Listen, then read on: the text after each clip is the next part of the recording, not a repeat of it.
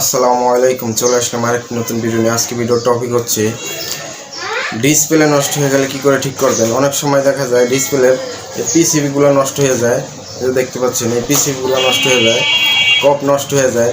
তো এই পিসিবি কী করে চেঞ্জ করবেন, এই কপ কী করে চেঞ্জ করবেন, অত্যাধুনিক বন্ডিং মেশিন আছে আমাদের কাছে। কপ কী করে চেঞ্জ করবেন, এটাকে বলা হয় কপ রেবন, কেউ বলে কপ, কেউ বলে রেবন। তো এটা তাতাল দিয়ে কিন্তু ঝালাই দেওয়া সম্ভব না, এটা চেঞ্জ করতে আপনার মেশিনের প্রয়োজন আছে। তো অত্যাধুনিক মেশিন দিয়ে কী করে এই কপটি চেঞ্জ করবেন সেটাই দেখাবো। আর যদি কেউ বন্ডিং করার প্রয়োজন হয়, দেখা গেছে প্যানেল নষ্ট হয়ে যায়, ছবি আসে না, ডিসপ্লেটা ব্ল্যাঙ্ক হয়ে গেছে, ব্ল্যাঙ্ক হয়ে গেলে ডিসপ্লে সমস্যা হতে পারে, পিসিবি নষ্ট হয়ে গেছে, হতে পারে প্যানেল শর্ট হয়ে গেছে। তো প্যানেল শর্ট যদি আপনারা করতে না পারেন তাই আমাদের কাছে পাঠিয়ে দিতে পারেন। তো স্ক্রিনে দেওয়া নাম্বারে যোগাযোগ করতে পারেন। আমাদের কাছে অত্যাধুনিক বন্ডিং মেশিন আছে, যে কোনো প্যানেল যে কোনো সাইজের যদি আপনারা ঠিক করতে না পারেন তা আমাদের কাছে পাঠিয়ে দিতে পারেন। তো চলুন আজকে কপ বন্ডিং করে দেখাবো। টেপ লাগানো হচ্ছে, দেখতে পাচ্ছেন। তো এসিআই টেপ লাগানোর পরে বন্ডিং করব।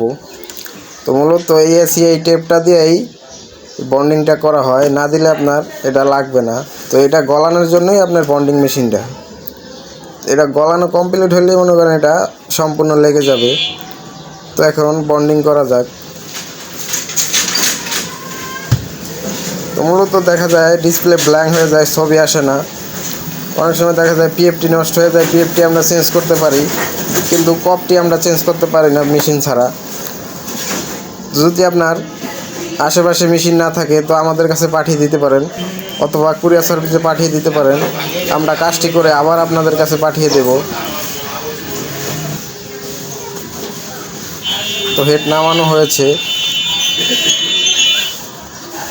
উপরে এখন একটা রাবারের টুকরা দেব যে কপটা নষ্ট না হয়ে যায়, যে হিডে কপটা নষ্ট না হয়ে যায়, সেই জন্য আমরা উপরে একটা রাবার দিয়ে নেব।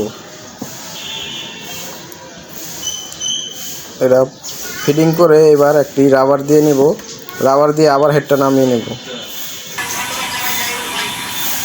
তো এটা কিছুক্ষণ ওয়েট করার পরে অটোমেটিকটি বন্ডিং হয়ে আবার অটোমেটিক উঠে যাবে। তো দেখতে পাচ্ছেন অটোমেটিক আবার উঠে গেছে।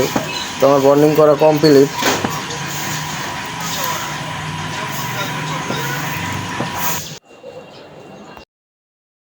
চেক দেবে যে ঠিক হয়েছে কিনা।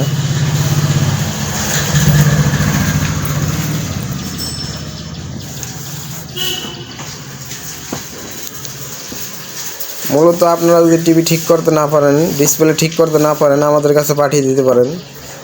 তো আমরা ঠিক করে আবার কুরিয়ার সার্ভিসে পাঠিয়ে দেব। তো ডিসপ্লেটা আগে আপনার বন্ডিং করার পরে দেখতে আছে ডিসপ্লেটা শর্ট আছে কিনা। যদি শর্ট থাকে কিন্তু ডিসপ্লে নষ্ট হয়ে যাবে, তাই আগে চেক করে নিচ্ছে যে শর্ট আছে কিনা। তো কোনো শর্ট নাই। তো এখন লাইন দিয়ে দেখা যাক। এই যে দেখতে পাচ্ছেন আমি ক্যামেরার সামনে এসে গেছি, তো আমি পিছনে, ক্যামেরার পিছনে। তো আমি ঘুরিয়ে আপনাদেরকে দেখাইলাম। তো এখন লাইনটি দিয়ে দেখাচ্ছি ডিসপ্লেটি ঠিক হয়েছে কিনা। তো লাইনটি দিয়ে নিচ্ছে, এখন এসি কানেকশনটি দিয়ে নিবে। এই দেখতে পাচ্ছেন এসি কানেকশন দিয়ে নিচ্ছে। এবার অন করা যাক।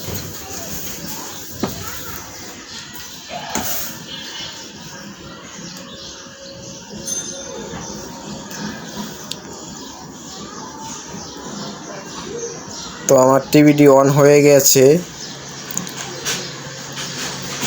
এই দেখতে পাচ্ছেন টিভিটি অন হয়ে গেছে। ওই যে নো সিগন্যাল আয়া পড়ছে,